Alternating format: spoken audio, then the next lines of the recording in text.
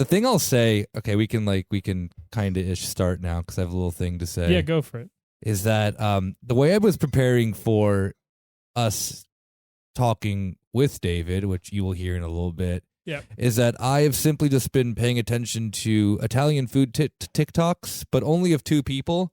One is one of my personal favorites, the Pasta Queen. Okay. Do you know her? No, is that just her name? Is that the Pasta Queen? Or? Her name on TikTok is the Pasta Queen. Okay. She's just a very lovely, like middle-aged woman who's very attractive, who makes different pasta dishes, and I think she lives in Rome or something like that. But I think I know. What you're talking about. Yeah. Oh, yeah. She's pretty hot. Yeah, exactly. Oh, you're the hot woman. No. Yeah. Oh my god, I want to see. I want to see now. I'll show you after the recording. Show me the pasta queen. The Pasta Queen. You know what? Yeah. I am an anti-monarchist, except for if the queen is the Pasta Queen. But yeah. So there was her. She's great, and I love her. And to be very it's like very, unoffensive content. I can't imagine how you'd be offended by just a beautiful woman cooking. I have a similar thing where I got shown recently a TikTok account of a man from Cork who just does woodwork. He's brilliant. I love him. He's phenomenal. He never takes his hat off either. I've noticed. He just wears the hat constantly. Yeah, a flat cap, of course. Yeah, he's beautiful.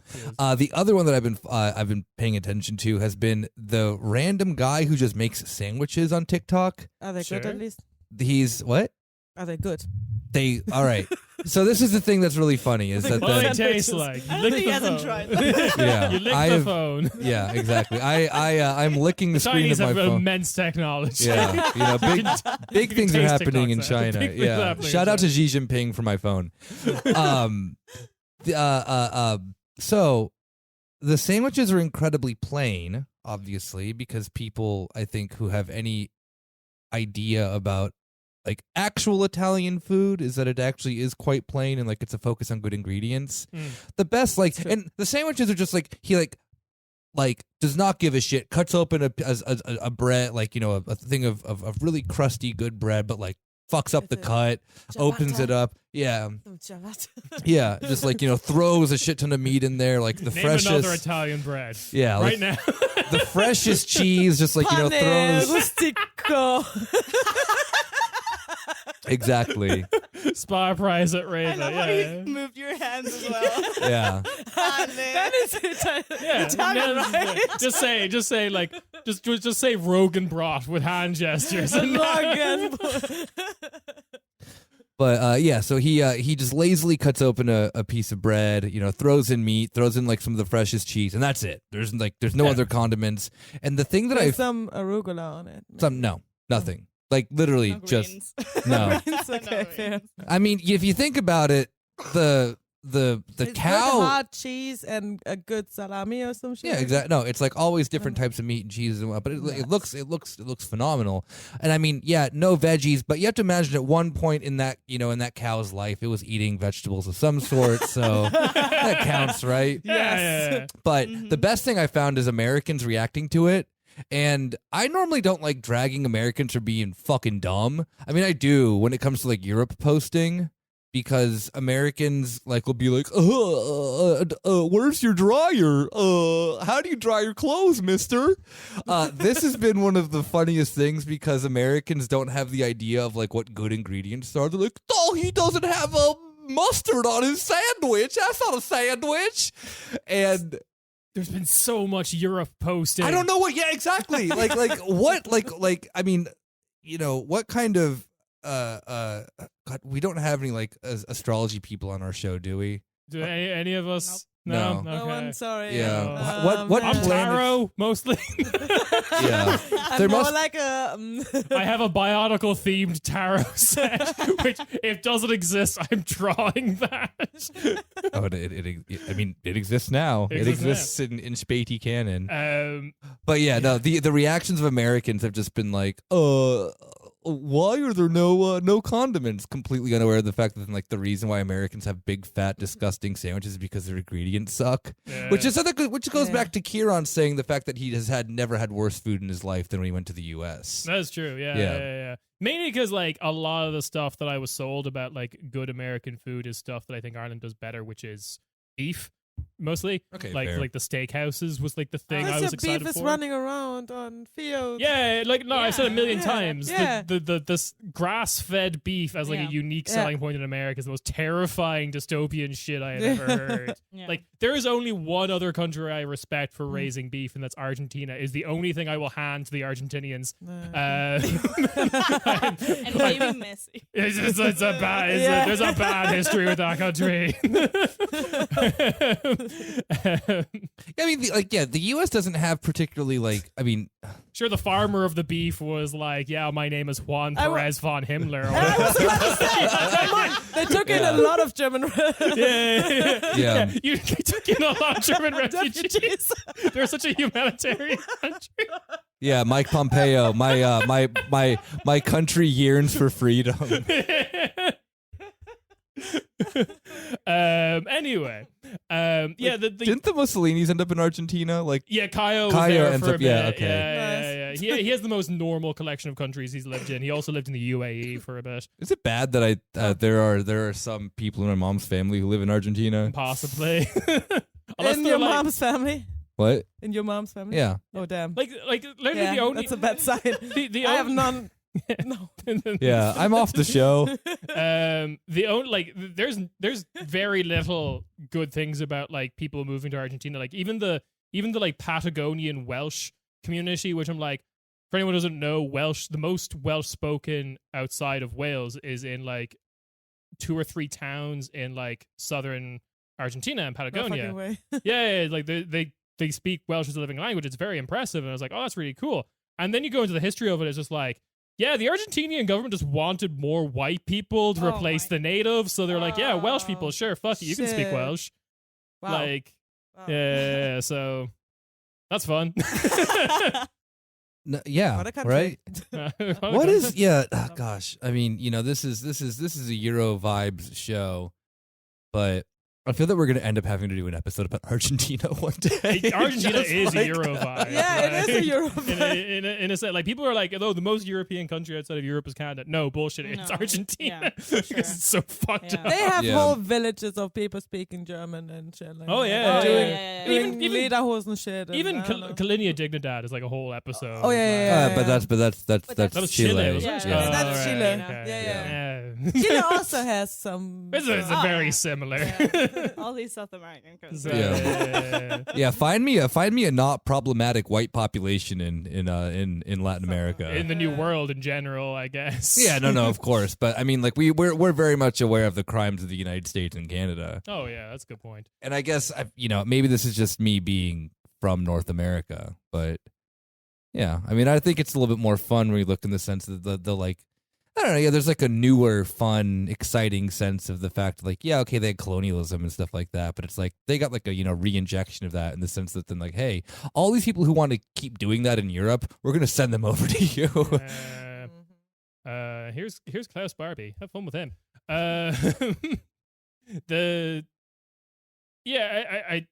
We should, speaking of Italians, my guest. Yeah, the flash of that GIF that just says, "What's that?" That was from a BBC documentary about a communist mayor, yeah, wasn't that it? just has like a big graphic of the word Italians just coming on the screen, and then it turns into the Italian flag. I love that GIF. No way, that's great. That was from our stream, actually. Someone turned. I think I'm one of the only people who has seen the documentary before I saw that GIF.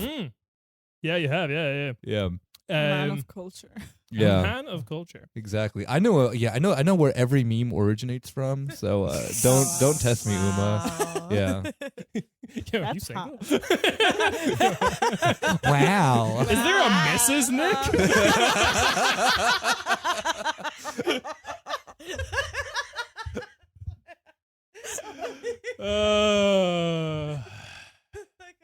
Yeah.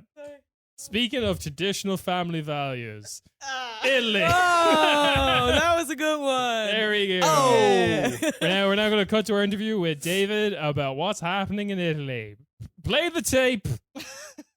You didn't introduce us. What? Oh. You didn't introduce us. Yeah, where's the hey? Oh, right, that. Welcome to our weekly corner Späti. I'm your host, Julia, together with Uma, Hi. Nick, Buongiorno? What do they say? and Kieran. Ciao means hello and goodbye, I think. Yes, it does. Like aloha. Yeah. Beautiful. Yeah, so what are we doing to here today, Julia? Today we have an interview with Jacobin. With Mr. Jacobin himself. With Mr. Jacobin. Shit, I don't know. I'm not prepared. I just did it. David Broder. I just wanted to say, hey. Well, Yeah, Julia, you've accepted this responsibility last episode. I did not know that I have to. Yeah, 200 I have to do this every week? 200 episodes into it, we finally give you the. Didn't get. I mean, you took it over from us. This is a coup. You killed Rob. Yeah, you. I took over. Yeah. Absorbed Yeah. his powers. Yeah, Rob, you dumped into the Landwehrkanal, and What the hell? I didn't do it. You did it. You saying I'm a Freikorps? I'm not saying anything. Yeah, you know. Well, naturally enough, we're talking about Italy this week. Yeah, you know, just to get you in the mood. What's more on character than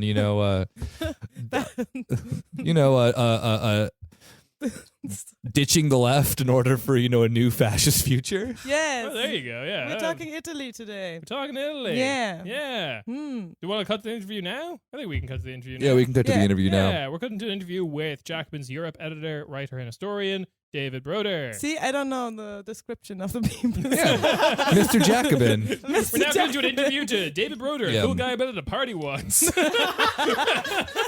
Yeah, exactly. That's how I'm going to introduce him.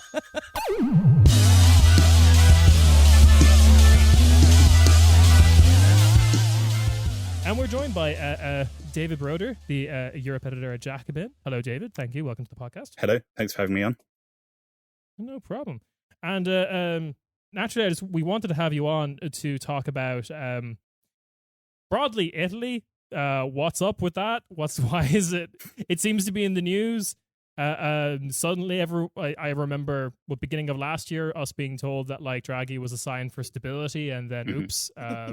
So yeah, and now we're looking at new elections in September 25th, if I'm not mistaken. Yeah, that's right. Yeah.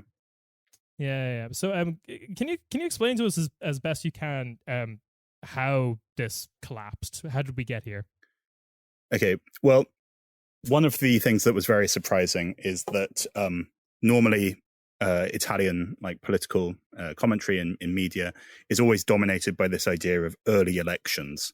It's impossible to form a coalition. No one can agree. So the only thing is to go back to voters. And this is like the normal day-to-day stuff in newspapers, saying, "Oh, we'll always have to go to early elections." But this is actually only the second time that's ever actually happened that the elections are being held early, like the parliament not going to its full term. Right. And basically, I mean, the parliament has already had 3 governments with opposite political colours. So at first it was basically the Lega far right party were pretty much dominant. Then it was centre left, and then it was all the different parties except the most far right party were all together under Mario Draghi.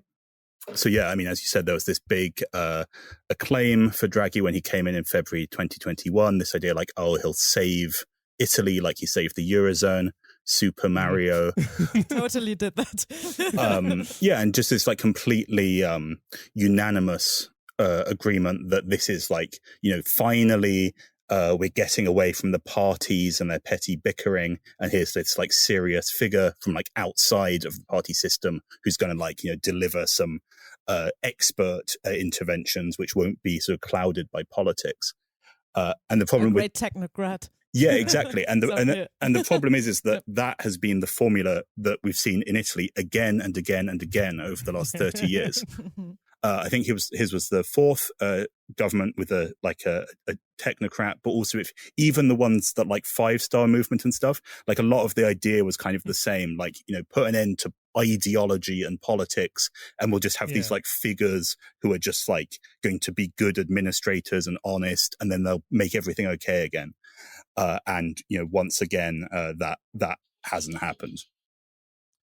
Well, the thing that then really, going back in my mind of when Draghi was kind of called on by Brussels to, come in and rescue Europe, is that there is maybe one of the greatest moments of like Italian political posting history, which is that bizarre Uncanny Valley video of Silvio Berlusconi going to Rome to like him arrive coming out of his house to go and I just remembered that was for when he was coming to be like, I'm being a good patriot, I'm getting behind Draghi, we're gonna do this. And you just like gave me a little bit of whiplash right there of the best Berlusconi moment of like the last like 2 years. It was a pretty wild period for a lot of us looking from afar, because like there was things like, what was Matteo Renzi thinking by basically like torpedoing the whole government? From as best as I can tell from the like polling numbers of like Italia Viva, it has not worked out in his favor. But yeah, it was a very strange period of time, and I'm not sure if this is. I guess this kind of leads to my next point: is like, what are attitudes on the ground, like in Italy, towards Draghi, like as leader of Italy now, but or previously before in the like head of the ECB. Well, I mean, I think the part of the problem is it's very hard to tell because, of course, he's never actually stood for election to anything. So I mean, one of the things we always, like when we publish stuff in Jacobin, particularly because obviously it's an American publication, when we publish stuff saying like, oh, well, Italy has like a technocratic government, people will reply, well, yeah, but like the Italian prime minister is never elected, which is true because it's like a parliamentary democracy, not a presidential one. Oh, right. Okay. That sense. Yeah. Right. Yeah. But like Draghi has never been elected and has never run for election to any post like at all, which was also true of Mario Monti, who was a similarly like a European Commission figure, Goldman Sachs technocrat who was brought in as Prime Minister in 2011, partly at Draghi's prompting, of course, as you mentioned. So in the media, we get this like huge initial rush of acclamation. Like it happened with Monti too. When he came in 2011, he was on 80% approval ratings. And then he did stand for election like 18 months later, and his party got like 10%. Nice. So this time, Draghi doesn't want to run for election. I think, it's plausible that there could be some sort of like centrist group that claims some sort of affiliation to him.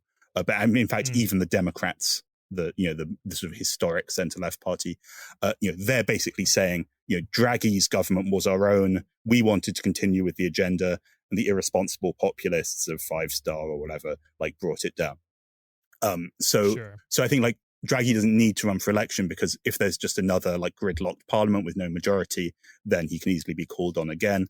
I thought it was actually very interesting. Giorgia Meloni, the leader of Fratelli d'Italia, the far right party, her comments, because she basically demanded that the government should resign. We should go to early elections, the last few weeks.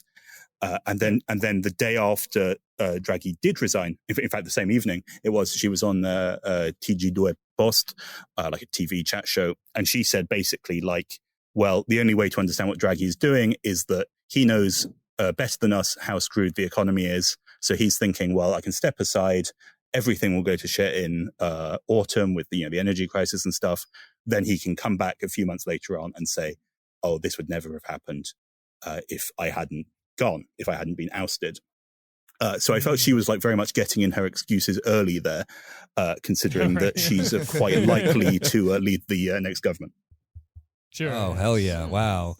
That was the thing actually kind of going through my head of when, because this all kind of like, stumbled out of control pretty quickly, it seemed like. I mean, even if you're like paying attention, this is at least from my perspective, like, kind of not like super, glued into Italian politics, but have like a general idea of like what's going on the ground. We've covered them on the show relatively frequently during COVID, especially.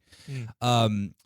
But the sense that exactly that, of like how much of the blame is like Draghi going to get from this? Because immediately the first thing that then I saw were op-eds from like FT economists, whatnot, being like, Draghi needs more than words to save Italy, which was like obviously talking about his only famous thing that he ever did, which was his stupid ECB comment of whatever. I don't what is like the do whatever if you it build takes. it, they will come. Yeah, that's it. Yeah. Wow. But- I gotta get it To finish Yeah. first you must finish. Yeah, so I mean, Yes, exactly. Jeez. yeah, but I mean, part of the Says a lot. thing is that Draghi's government was actually surprisingly inactive. I thought, like, I mean, of course, like it was basically mainly brought in the name of allotting the European resilience and recovery funds, and so there was this program, which has a certain amount of like whatever, like digital and green transition and these kind of things, and then the parties that were in the coalition, they were there to get stuff for the regions they control, basically. I mean, that's the important thing, is that in Italy, you have these regional governments, which are very powerful, which control like the health service on a regionalized basis, for instance, and which like are in charge of like big public projects. So it made sense for the parties to be in the government. But then basically the dynamic of the government was that you had parties of pretty different agendas, and each of them knowing like there was bound to be an election by next spring. So it made sense for them to each try and kind of push themselves forward and to cause tension. So even though ultimately the 5-star movement was the one that brought it crashing down, even like Renzi's party, which is very small, Italia Viva, had like voted like against the justice reform only like a month ago. So like, yeah, I mean, so I think with Italian politics, I mean, the thing is, it's the general rule is like a lot of like conflict appears to be happening on the surface, but often like really not very much is actually being done or changing. And I mean, in this case, I mean, part of the thing with when the government was about to collapse, basically no one could tell. Like on the day that it actually did fall, that he effectively, when the Lega and 5-star said they wouldn't give confidence, no one knew until like a few minutes beforehand. Just like well-informed pundits and people talk about Italian politics, and to the extent that I am too, like you couldn't tell. And so people instead, we look at these indexes, like literally like, oh, the different rate of German and Italian 10-year bond yields. It's called lo spread. So it's like the word spread, but like Italians know what this means a lot more than like, Anglos do. And it's like this taken as this index of like market confidence in Italy. So throughout the day, seeing that going up and down was basically taken of an index of like insider information on who knows whether the government's going to survive or not. That's a fun way to discern politics and handle democracy. Of just like, we listen to the index to figure out what's going on. The orb of yeah. Okay, well, I guess that leads to a party that I think I will always be somewhat fascinated with, the 5 stars. yeah, the 5-star movement. We did an episode a very long time ago about the like the anti-vaxxer movement within the 5-star movement. we talked But about that before, like briefly. in the beginning when they started, And then they be a thing. they split off and made what is it, Yeah. Movimento Trente V or something like that. That I don't think went very far. But no, I'm more obsessed with the I've forgotten their names now, Ariaghi or Casliaghi or something. The like Casaleggio. Casaleggio. That's very it. close. Yeah, there we go. Very Yeah. close. I think they had any Japanese members. I'm just throwing sounds out there, man. Yeah. But yeah, like the kind of like what was it, the Rousseau system? Where they could see all your private DMs that you sent as a private like party member. And Oh no, that in Italy sounds Can't horrible. see my private DMs. Yeah, and then the father died.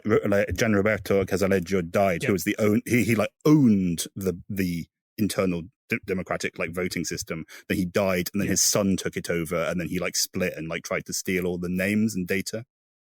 Yeah, which is when Conte became leader. So yeah, like the Gian Roberto, like his claim to fame was holding like an e-commerce like summit like once a year that seemed very like, I don't know, it seems like the kind of bullshit my work would send me to, and I'd be like, I hate every second of this.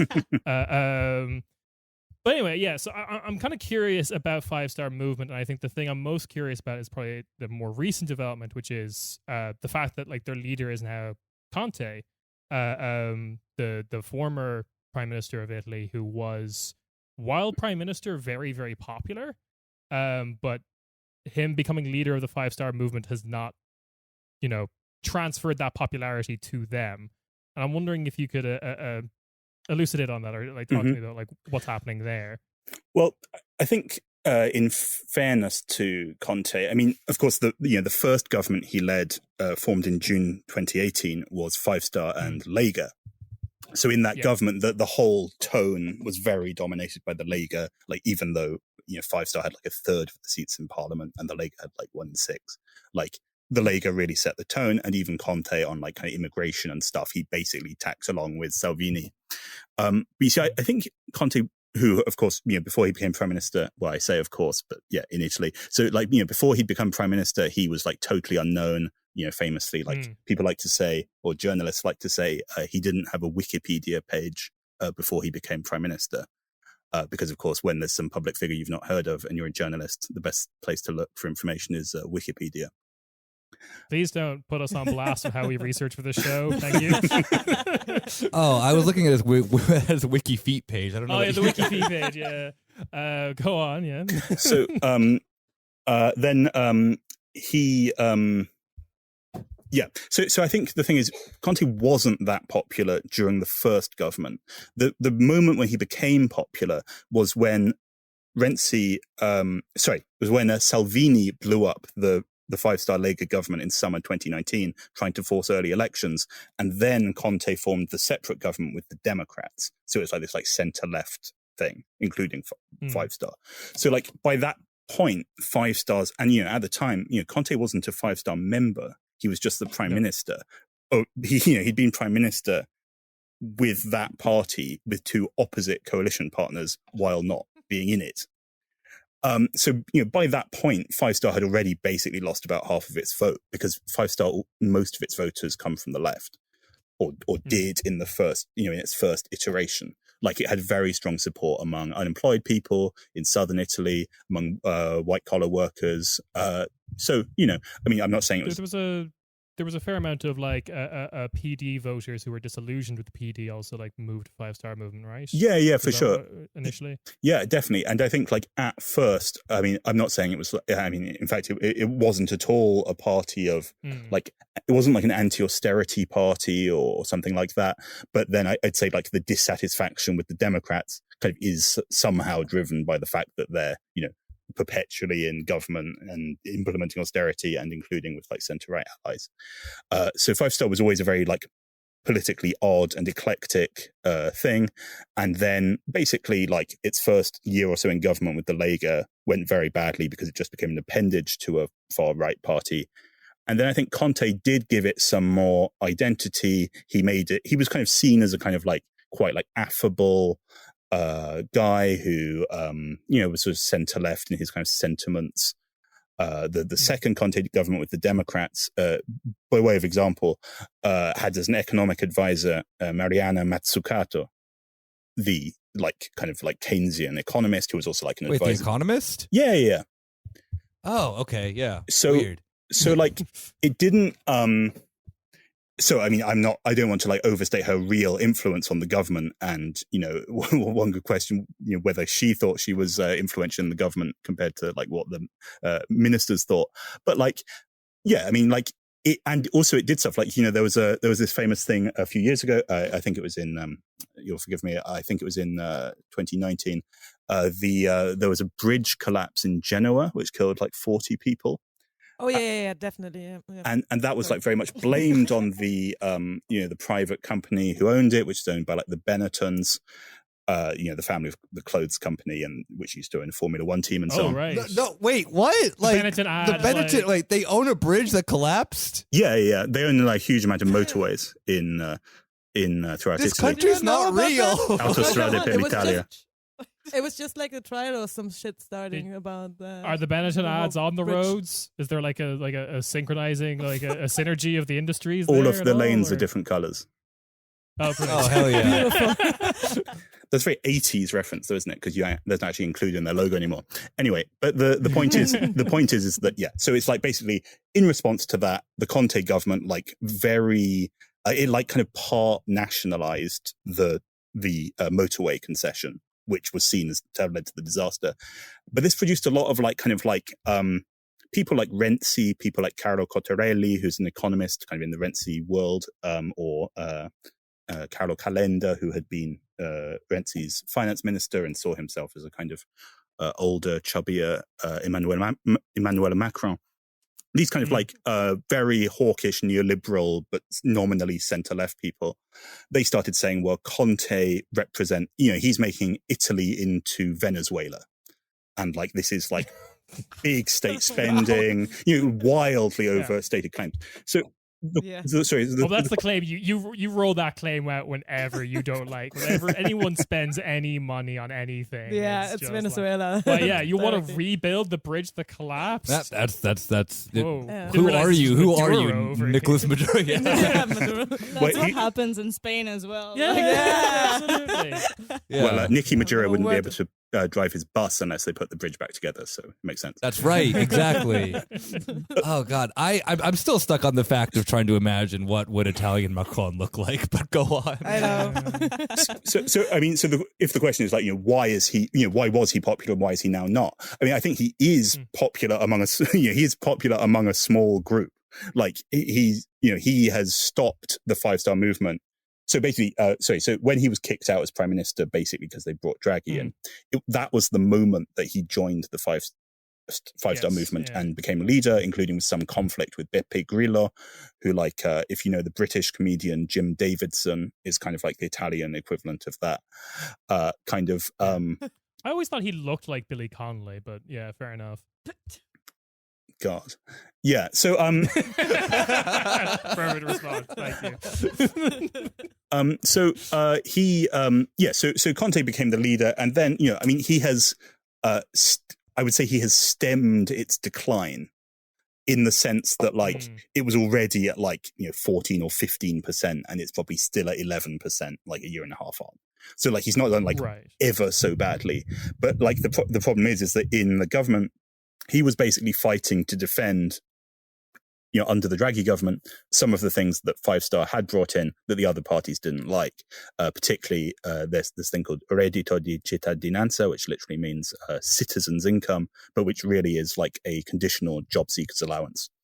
And there's also this thing which is like a tax credit for renovating homes to make them more energy efficient. So these were two of the things 5-star is seen as having achieved. Draghi and the others were talking about rolling it back. And so he caused a fuss saying we're being ignored and trampled on. And it was that kind of prompted the final couple of weeks of crisis of the Draghi government, because Conte said, we're not going to go on if we're just going to get nothing from this.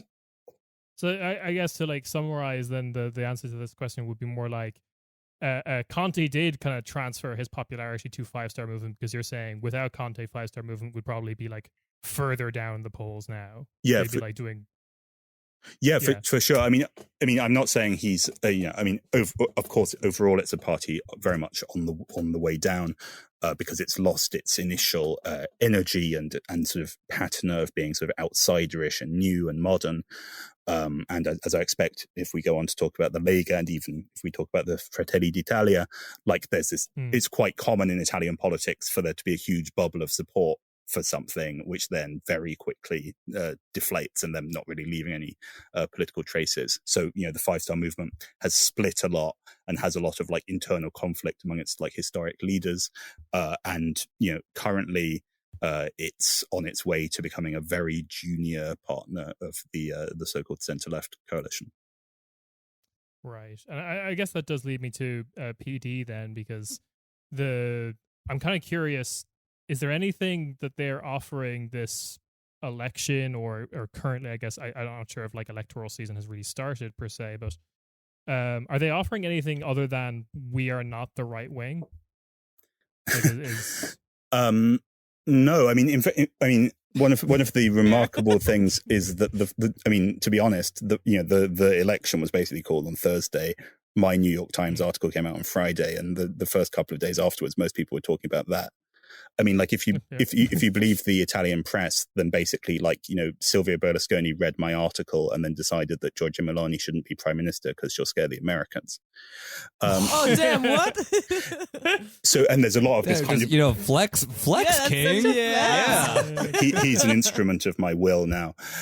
So Nice. so like, I mean, this. I mean, I think the thing is also because of the because in the end, Forza Italia, which is Berlusconi's party, and the Lega didn't support Draghi in the final moment. They basically withdrew their support and in order to make the election happen. That's led to several quite important figures leaving Forza Italia, who are like people who see themselves as more like kind of pro-European and centrist, and, you know, people who've been in government with the Democrats before, and of course all of them were in government together under Draghi. But, you know, that kind of thing has happened a lot. This kind of pact of the centre right and centre left. So, for example, Renato Brunetta, who's like a very important leader of Forza Italia, quit the party, and so the last few days have seen figures like that very much hailed by the Democrats as like, you know, this is the responsible centre right we can work with.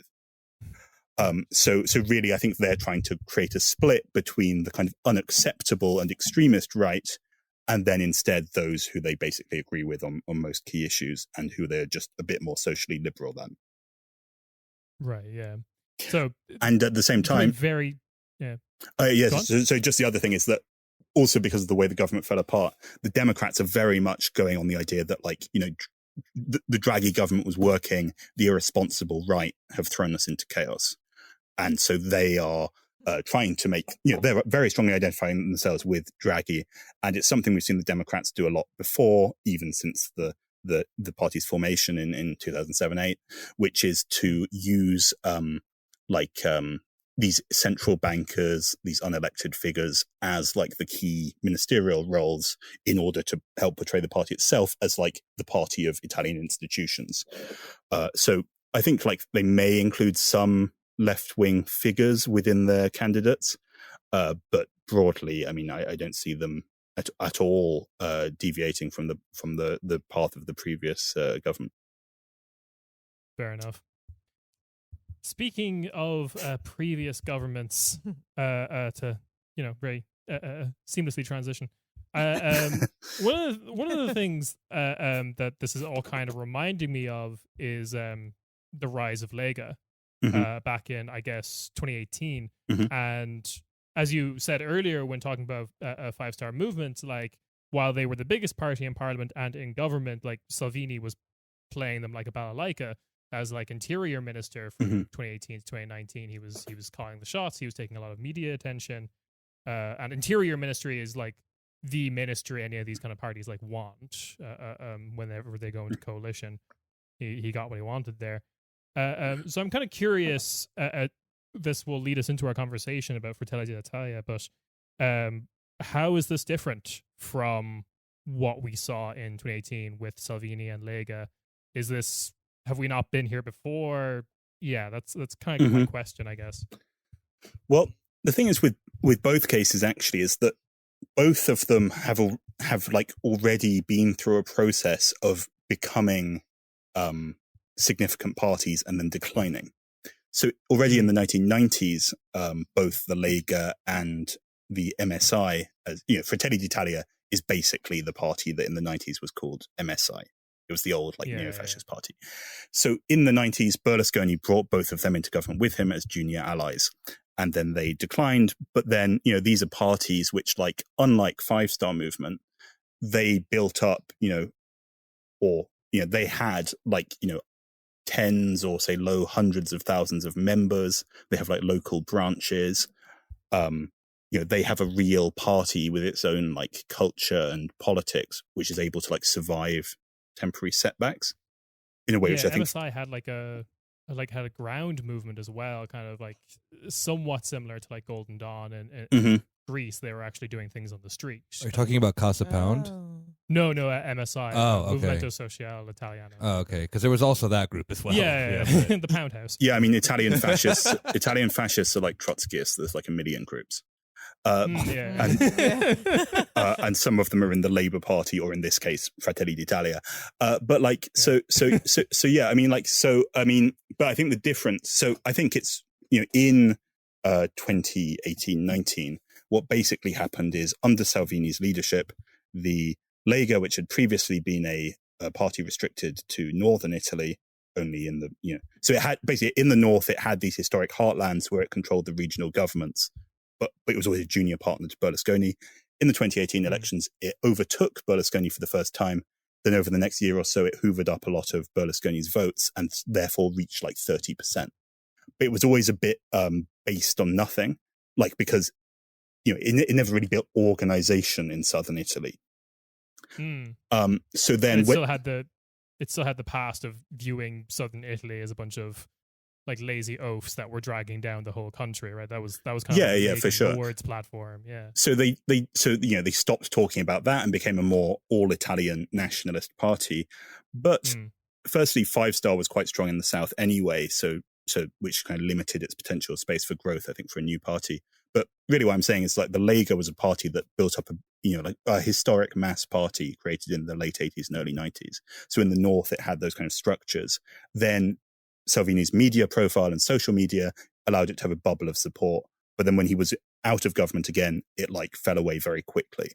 And so Meloni has in turn benefited from that. In a way, I think there's two things. One of which is that, okay, overall, even as the parties come and go, the overall landscape is shifting to the right because the space for like any kind of social alternative is ever less. And then the kind of like the right is taking these increasingly extreme forms. But then I also think that the Fratelli d'Italia will probably be even more short-lived than the Lega, because while the Lega controls the regional governments of like some of the richest and most important regions in Italy, like for example, the Lega controls Lombardy, the region of Milan, which alone is like a quarter of Italian GDP. Whereas like Fratelli d'Italia only control a couple of regional governments in very small and marginal regions. So I think like if Meloni got into government, although lots of dangerous stuff could happen, including in crisis circumstances, but I'd actually question how viable Fratelli d'Italia is as a party that's gonna like rebuild the Italian right around itself.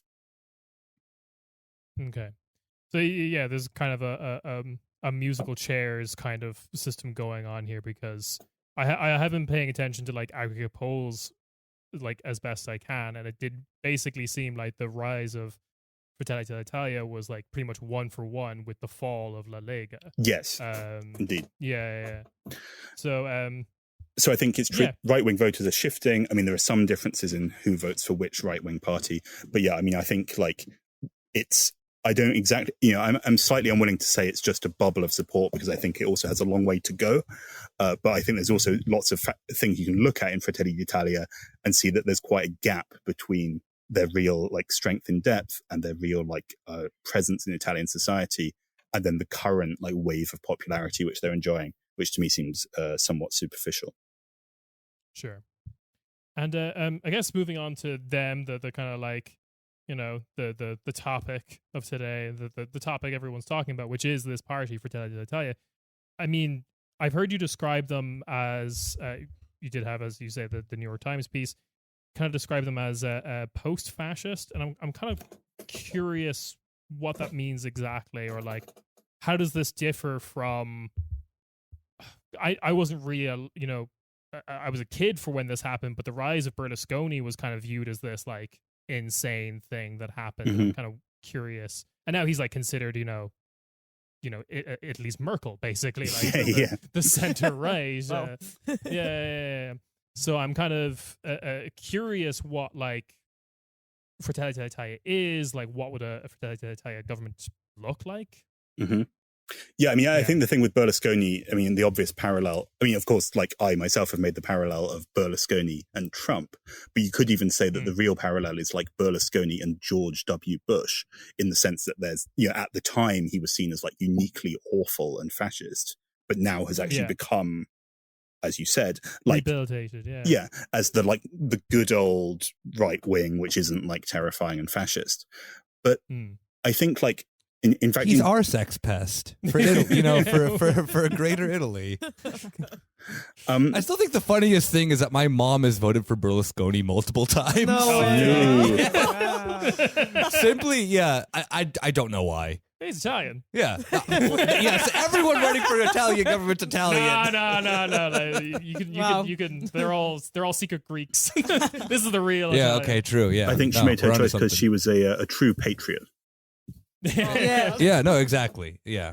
But I mean, okay. So I think like, I'm not saying like, and a lot of the way my article was like very misinterpreted as just saying like, oh yeah, Italy is headed towards fascism. So I'm not saying that. Sure.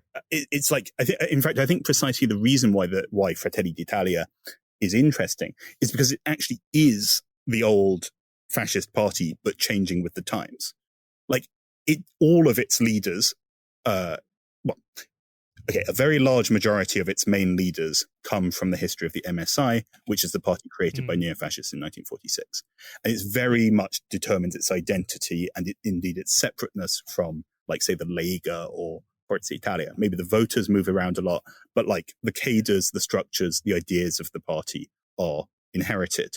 So like even from the 50s, neo-fascists always have this slogan, which is we want neither to restore the regime nor to renege on it. Like we won't apologize, but we wouldn't do it again. And like, I think basically all along, it's always basically behaved like this.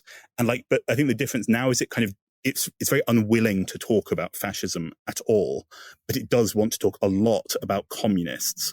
And it has this like very obsessive focus on these themes like, oh, the Italians killed by Yugoslav partisans in World War II. Sure. Yeah. So it's always trying to, and it's always trying to legitimize these kind of figures who are kind of like Italian Schindlers, kind of like figures who were like fascists, but then like they turned and they became good.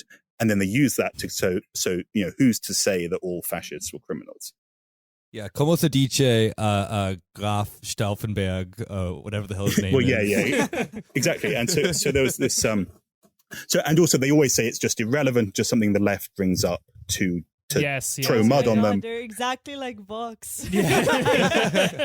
And then, I mean, PTSD. Well, one of the members of Fratelli d'Italia we've talked about in the past on the show is Caio Mussolini, the I guess grand nephew, I think. yeah. of No, he's the Mussolini great grandson.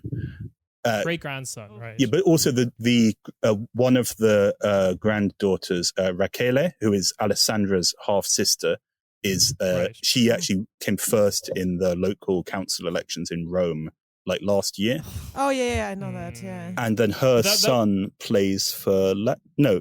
So it's Alessandra's son plays for Lazio, For Lazio? Yeah, Of course he fucking Of course he does. plays for Lazio. and so Of course. Damn. Who else? Yeah, Come who on. else would take him? Yeah. I mean, there's probably a lot of clubs that would take him. I take that Just- back. Someone but- making Yeah. the jersey being like, is this a typo? It's not. Okay, I'll just write this up. so the Nothing Nothing gets Times. the Lazio fans more just, excited than having a Mussolini on their team. Definitely, definitely. Uh, Oh my the- god. Yeah, it's But always weird the when they're thing that chanting yeah. Duce, Duce, Duce during the game, and he's like not even come on the pitch yet. Oh, fucking hell. But then, but that was something that Caio Mussolini said a lot. Like he has all these kind of rants about like thought police and stuff like that. Naturally Wow. enough, but like he has very expressly said that a comment that I found very funny is like fascism is a thing that happened between like 1920 something and it abruptly ended in 1945. Yeah, sure. And, Abruptly ended, just like that. It was over. yeah. And he All said, good. if I remember correctly, he said that in front of the Square Coliseum. Yeah, Building yeah. they all like to stand in front of. You mean like, Fendi's headquarters? Fendi's headquarters, yeah. Which is also like Berlusconi's the famous Berlusconi song. Yeah, where he the has song. Beautiful women. Yeah. The beautiful women. The Beautiful song? Women Yeah. song, Yeah. yeah. That's also the ending shot of that is them all in front of the Square Yeah, Coliseum. they're big fans of Fendi. I don't know what you're talking Yeah, exactly. Yeah. Yeah, it's very near the Central State Archive, like the Interior Ministry Archive. So I actually when I was researching in Rome, I used to walk past it almost every day, and it's a phenomenal. Get some Fendi. Yeah, that's it. I even brought my dad and his wife there on a tour of Rome to show them something a lot of people don't get to see. So that was fun for Oh, them. absolutely. But yeah, I mean, like and also like Rachele Mussolini, when she was elected to the Roman Council, they interviewed her in I can't remember what newspaper, and she said this thing which was like, oh yeah, like when I was in the playground, people would point at me and make fun of my surname, but now they see the real person. And it's like, because you became like a fascist politician. Yeah, exactly. we can't really throw this insult at you anymore. You've kind of actually just, adopted. It's like Nomen est Omen in this case. Yeah, and also they always have this thing which is like, oh well, we can't be fascist because we already, we won elections, we take part. We've had ministers. Democracy. Yeah, and it's like, well, fascists have never ran. Look at us, we're doing democracy over here. Yeah, that just no fascism. I so literally like, oh yeah, the kids are picking on me because I'm a fascist. Well, joke's on you, I actually am a fascist. What the fuck? So and yeah, I mean, like yesterday I was debating this woman called Daniela Santanché, who's like a senator for Fratelli d'Italia on TV, and she just kept saying, "Oh, like you said about Caio said like, oh well, fascism's just a thing from the last century. If you're a historian, you should know that." And I was like, well, as a historian, I actually looked up your like debate with Alessandra Mussolini from 2008, where you said that her grandfather should be rolling in his grave because she'd betrayed him. Yeah, and like proudly called yourself a fascist. So that wasn't really in the last century because it was like 14 years ago. Yeah, she's Alessandra. We've covered before is a bit of the outcast amongst the other remaining Mussolinis for tacking too much to the center, I guess. From Was their she perspective. the one who had beef with Jim Carrey? Yes. Yeah. After he drew so the hanging Mussolini. Yeah. She's a very petty individual, as far as I can tell. Yeah. She's received crank phone calls before about like people claiming to represent the like agency for changing embarrassing names. Oh, and like the person on the wow. phone was suggesting Mussolini and stuff like that. Yes. Yeah, she made a lot of comments angry about it, thinking it was a real institution. I don't think she ever remarked upon or made any kind of comment that indicates that she realized it was a crank call. I love that if I look her up on Google, the very first thing that comes up is your name, David. Oh, really? Oh, seriously? So you Googled Alessandra Mussolini and the first thing that came up was my name? No. Sorry. No, wait. No. Daniela. Oh, okay. Yeah. Sorry. I was curious because of something that you mentioned earlier about her that you're going to obviously get to. But yeah, and I think this kind of does. Actually, do you want to expand? Because we're kind of talking about it now. Because do you want to expand on the response to the New York Times article? We'll link to the article in the show notes, but I thought it was a very reasonable, description of Fratelli d'Italia, who they are and what their rise. I believe people in Italy had a very different take, or some people did. Yeah, I mean, okay. So I think the thing is, really, the article isn't about Italy alone, or it's about like what's happening here is becoming a model for other countries, like because of course the Vox is a good example because Meloni herself went to Marbella for the regional election in Andalusia like a month ago and gave a speech to a Vox rally, and obviously Vox is like trying to, and even I think it's the what region it's called, like Castilla Leon, no? It's like already in the government together with the Partido Popular. So my point is that the whole point of the article is that the barriers between ex-fascist or collaborationist, or self-described ex, these parties of a collaborationist or fascist past are becoming a normal part of the center-right. Like that's the argument of the article. And within that, I say it's not just, it's too simplistic to just say, and we read it a lot with like terrible writers like Peter Conradi in the Times, who are just like, it used to be radical and fascist, but actually some of what they say is quite reasonable. And, they don't really talk about fascism very much. So, so my point is that it's not just like, they became mainstream because they became less right wing. It's that they are succeeding in changing the terms of political debate. So, for me, and, again, it's like, I think like, Fratelli d'Italia isn't like the same as fascism in the past, but then it's an indicative case because it actually has organizational continuity with fascism. So we can see how it fits into a different context. Like obviously, like no mass politics, no mass parties, a much lower level of social conflict than in firstly the 20s when fascists first came to power, but even compared to the kind of neo-fascism of the 70s when the left and the Communist Party were very strong.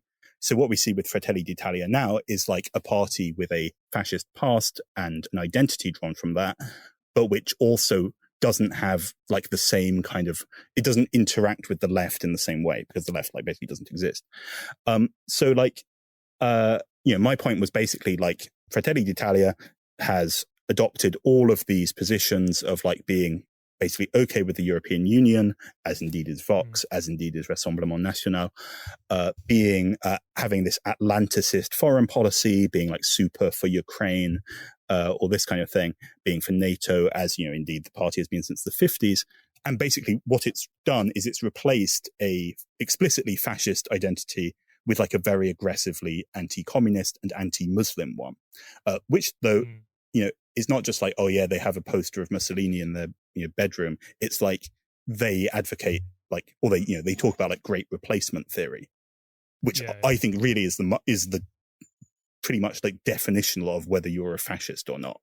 Is whether you kind of can't like come back from that one. So I think it's like a conspiracy theorist party which believes that claims that the Italian population is in danger of being destroyed, and therefore it needs to form a government that will ban the left and rewrite the Italian constitution and stop immigration. So we can argue like, of course it's not the same as historical fascism, but then there's a lot of relationship going on there. And indeed, like the reaction to my article by so some of the like kind of center-left papers like La Repubblica and Huffington Post, which kind of translated most of the article within its own report about the article, their basic message is like, this article is like the Americans are unhappy. This article is like, kind of foreign. Yeah, it's like the US opinion is against Meloni. It's waking up to what's happening. Broder is this like so-called authoritative writer. In fact, there's a Washington Post. Wow. There's a Washington Post journalist called David Broder who died in 2011. Who used to be called like the dean of Washington. He was like very like centrist and bipartisan, all this kind of shit. So like Yahoo News actually ran my article, or like a translation of part of my article, with like the title like legendary writer David Broder says such and such. Damn, look at you. Look at you. So and then like but then some of the people from Fratelli d'Italia, including Giorgia Meloni, and then this guy called Ignazio La Russa, who is an extremely comical figure. Oh, good. So he's the kind of guy who would like go on, like there's a famous one when he was defense minister, he went on TV and debated the student leader, and he like just shouted like, you fucking sissy, you fucking coward at him for like fully 10 minutes. And he's like, I thought he was gonna do like funny things in Italy, like being polite to a woman or something like that, or he's more the kind of fascist salute in parliament. Right. The Bulgarian guy. Yeah. So it's not like oh, like look at this 6-year-old boy, like be nice to a girl, and that whole thing of like Italian clickbait. That's like, here's a child who's not sexist. You need to up the game. You have like Greek political TV starting fist fights and stuff. So like, yeah, true. Yeah, I was actually speaking of exactly like the pad. Like, I think it's always funny that then. This is like the third or fourth time that we've done an episode of either Greece or Italy back to back. Oh yeah, and the parallels are always there. Like I think that then we mentioned too on like the last episode about how like New Democracy is doing this exact same platform that while like like Fratelli d'Italia is a much smaller party than New Democracy, it's like the absorbing kind of either just absorbing the fascism, the fascist or that New Democracy's roots are from a lot of very weird old fascists, old like Metaxists and stuff like that. It's a different process because rather than a new party coming in and shifting things to the right, this same party is always there, but it's still shifting things. And they're pro EU. Germany loves them obviously because and shit. And they're so pro EU. They love defending the borders of it. Yeah, exactly. And I mean this trend is just something that then, I think that then it's like you can always have the bad boys like the Orbans or like, Poland, Even pissed Orban being. needs the EU. Yeah. Come on. But at the end of the day, is that like the real harbingers of fascism are like where it's far more normalized in like in that. I think that this is a trend I don't like seeing, just engulf everywhere in Europe. But here we are, 2022, baby. Like, yeah, I mean, I think the Golden Dawn comparison is interesting. Although, as you're right to say that the New Democracy and Fratelli d'Italia have very different roots. But like in the Italian case too, like after there's this group called Forza Nuova, who are like a much more explicitly fascist group, but who that sounds like it. So they have their headquarters in a building owned by the foundation owned by Fratelli d'Italia. And Forza Nuova was banned after there was an anti-vax demo in October last year where they like invaded and smashed up the main trade union's headquarters. I remember that actually. Yeah. It was an attack. Yeah. So Forza Nuova was then banned, but then lots of its officials just passed into Fratelli d'Italia. So it's like who is like hegemonizing who, all the time there's loads of evidence of like fascist nostalgism in Fratelli d'Italia. Never mind the fact it talks about great replacement theory. Yeah, I mean, I think the problem a lot of liberals have is that they want to be like, secretly Fratelli d'Italia wants to leave the EU or doesn't really support Ukraine or something. I think that's just not. Like, the point of my article is it's basically using those issues to say we're responsible and we've changed, as indeed the MSI did even from like the 1950s by being an anti-communist party. But then at home, they're just like totally reactionary and engaging. Yeah. Yeah, I think the liberals are constantly seeking this like shibboleth, this quick way to tell like you're a good party or a bad party. Mm-hmm. And they're constantly coming up like not working, basically. Like, there was a point like to a national rally or like Front National was more anti-EU at one point, but they're not anymore, and it wasn't really that difficult for them to change their position on that. Just change your name. Rebrand. Yeah, but of course, even to begin, I mean, even in the 80s, Jean-Marie Le Pen was quite pro-European. Like they used to play the Ode to Joy at their rallies because fascists have always loved. Oh God, fascists shit. have always loved the idea of a Europe independent from both the USA and Russia. They change back and forth. But like, if you look at the kind of voters who vote for these parties, like, of course, there's like a blue collar element, and these parties are always trans classist. But most of their base don't want to like bump out of the EU because they lose all their savings basically if it went out the euro. So I think there's no chance of that. There's no chance of them deliberately making that happen. Let's say. And I think in France too, you see the example of in France there's the Republicans, the old centre right Gaullist party, and then their most popular leader at the moment, Eric Ciotti, is someone who, he basically wants to do what Zemmour failed to do. He wants to be the leader of the Union of the Right, like bring together the historically opposed families. So I mean that's the thesis of my article as well, which is just like these barriers are breaking down, and it's not just because the most extremist elements are becoming less so.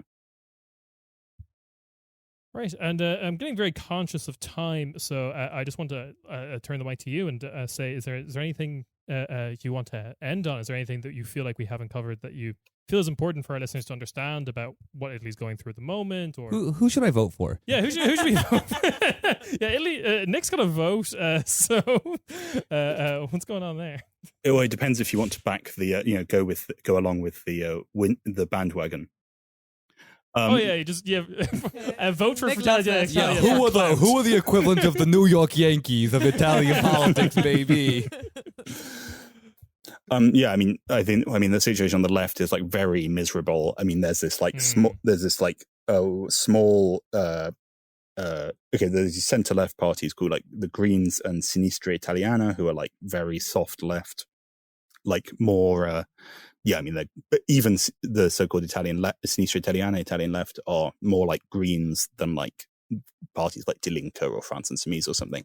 So, I mean, they'll get into parliament and there'll be a small leftish force. Anything to the left of that seems quite unlikely to get any MPs.